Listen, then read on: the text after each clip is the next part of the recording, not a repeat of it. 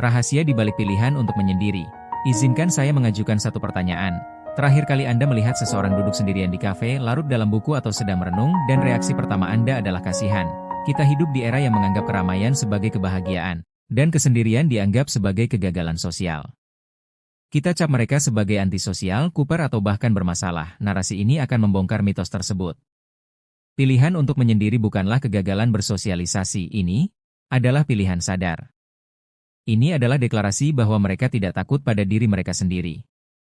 Dalam dunia yang serba terhubung dan bising, di mana media sosial menuntut kehadiran konstan, ada sekelompok orang yang memilih jalur sunyi. Mereka adalah para individu yang dengan sadar menarik diri dari hiruk-pikuk sosial, memilih kesendirian ketimbang keramaian. Bagi banyak orang, pilihan ini adalah sebuah misteri, bahkan sering disalahartikan sebagai sikap dingin, sombong, atau antisosial. Namun, di balik dinding keheningan yang mereka bangun, tersembunyi sebuah rahasia yang jauh lebih dalam dan filosofis. Bukan pelarian, tapi pengisian ulang energi. Rahasia pertama yang sering luput adalah kebutuhan esensial untuk mengisi ulang.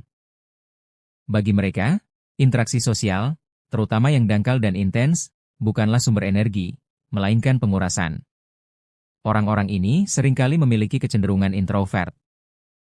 Sangat sensitif terhadap stimulasi eksternal. Keramaian dan obrolan basa-basi hingga drama emosional terasa seperti sesuatu yang sangat melelahkan. Oleh karena itu, kesendirian bagi mereka adalah rumah, tempat jiwa mereka bisa beristirahat. Di sana, di dalam keheningan, mereka memulihkan energi yang terkuras, menjadikan momen sendiri bukan sebagai pelarian dari dunia, tetapi sebagai persiapan untuk menghadapinya lagi dengan kekuatan penuh. Kedalaman melawan kedangkalan. Misteri kedua terletak pada kualitas hubungan. Individu yang memilih menyendiri seringkali tidak tertarik pada kuantitas pertemanan, melainkan kedalaman koneksi. Mereka menghindari lingkaran sosial yang diwarnai gosip dan percakapan tanpa makna.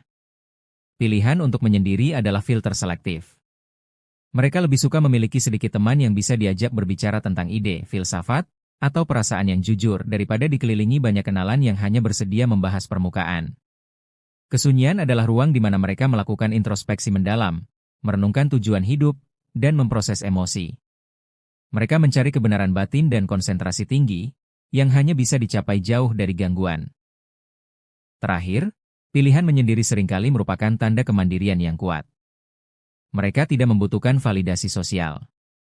Nilai diri mereka tidak diukur dari seberapa populer atau disukai mereka di mata orang lain. Mereka nyaman dengan diri sendiri dan percaya diri dalam kemampuan untuk menyelesaikan masalah tanpa harus bergantung atau didikte oleh kelompok.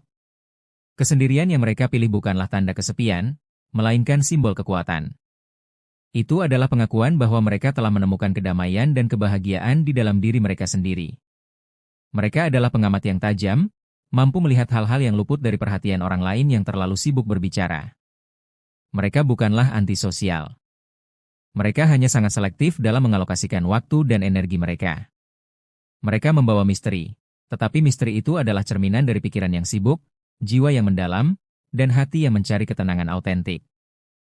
Kesendirian yang dipilih bukanlah tanda kelemahan, melainkan hasil dari kesadaran diri yang tinggi dan kemampuan untuk menemukan kebahagiaan tanpa validasi. Orang yang menyendiri sebenarnya adalah pribadi yang fokus dan produktif karena mereka memprioritaskan pengelolaan energi di atas tuntutan sosial yang menguras. Pilihan menyendiri mungkin berakar pada perbedaan cara kerja otak dan itu adalah kebutuhan biologis, bukan cacat karakter. Orang yang menyendiri seringkali dikatakan sebagai pengamat dan pendengar yang luar biasa, empati tinggi, yang merasa kewalahan dengan beban emosi dan drama di lingkungan sosial. Kesunyian adalah cara mereka mengelola kepekaan tersebut. Semoga narasi ini bisa mengubah cara berpikir kita terhadap mereka, orang-orang yang lebih memilih menyendiri. Mereka bukan orang yang antisosial atau cacat karakter. Terima kasih sudah menonton video ini. Beri saya dukungan dengan like, share, komen, dan subscribe. Sampai bertemu kembali di video inspirasi selanjutnya.